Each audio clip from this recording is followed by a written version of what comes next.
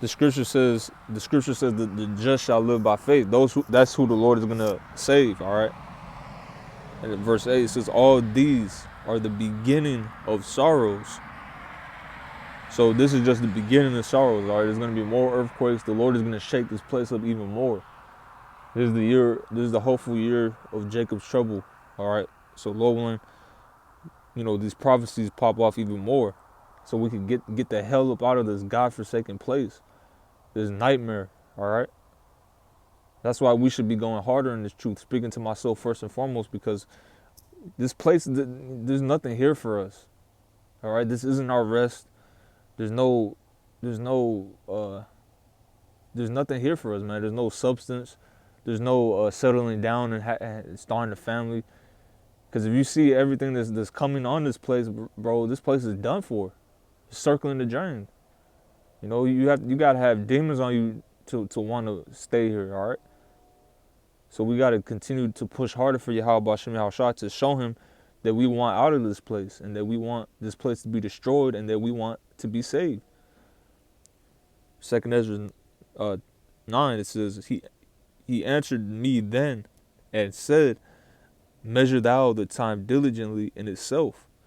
How do you measure the time? With the scriptures. The scripture is the measuring stick.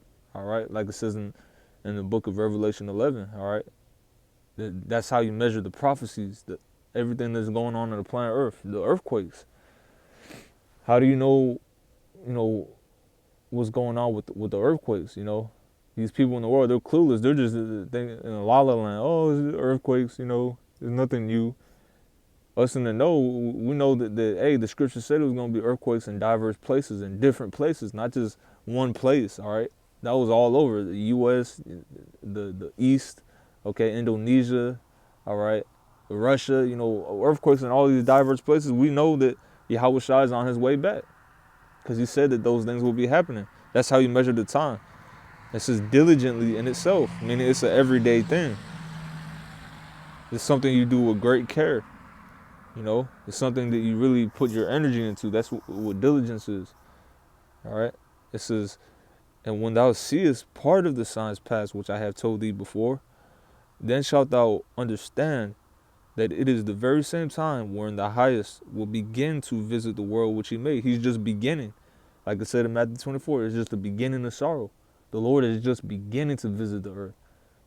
All right. And when it says visit, it's not talking about how these weak ass rulers of these other nations, how they visit, other countries and shit, all right, to have meetings. That's not how the Lord visits. He visits you with judgment and destruction. Okay, that's how the Lord visits the earth. Continuing on, it says, and he made this world, all right. That's why the Lord is bringing all this judgment. He's going to continue to intensify the destruction and the death, all right, because he made this world, and this world is not being taken care of, all right, the way that the Lord intended. The law, statutes, and commandments of Yahweh B'Shem Yahushua, that's how the world is supposed to be governed, but this world is being ran wickedly by the wicked, Esau, Edom. It says, therefore, when there shall be seen earthquakes and uproars of the people in the world, when we're seeing those things, man, earthquakes and uproars of the people, all right, look at what's happening in Gaza, man. Those people are getting completely destroyed and blown to smithereens, all right, by the so-called Israelis, all right. And guess what? That's going to cause people that's going to cause uproars. It's already causing uproars, all right. There's already protests all around the world, but it's going to, like I said, intensify. It's only going to get worse, before it gets better, and we understand it will get better. When the Lord comes back and saves us, Lord willing, that's when it's going to get better. But we have to hold on until that time, all right? Where is I at? It says, then shalt thou well understand that the Most High spake of those things from the days that were before thee, even from the beginning. So we understand that the Lord already spake of these things, okay? The Lord said, hey, it's the Spirit 2024, let's go. The Lord said, declaring the end from the beginning.